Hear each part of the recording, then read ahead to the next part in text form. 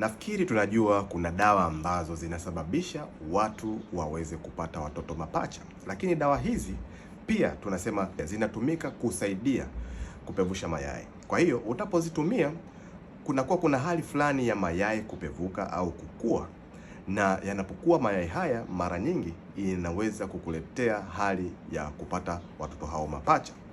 Lakini dawa hizi pia zina changamoto zake. Sasa changamoto zake zinapotokea, watu wengi sana wanakuwa hawazijui hizo changamoto. Kwa hiyo unajikuta kwamba wanapoenda hospitali, wanapofanyiwa ultrasound, wanaambiwa bwana, una uvimbe, kwa hiyo lazima ufanyiwe operation.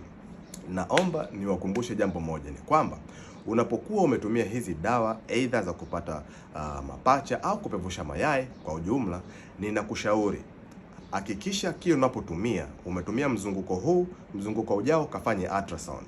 Ukitumia mzunguko ujao, mzunguko unaofuata fanya ultrasound, kwa sababu hatutaweza kujua kiwango ambacho mifuko yako ya mayai imetanuka. Kwa hiyo unaweza kutengeneza uvimbe mkubwa, ukaanza kupata maumivu makali, yakakupelekea wewe kufanyiwa operation. Kwa hiyo naomba uzingatie wakati unatumia dawa hizi, hakikisha kwamba unajitahidi sana pia kufika hospitali ili kuweza kufanya ultrasound na kuona hali halisi ya mifuko yako ya mayai. Asante.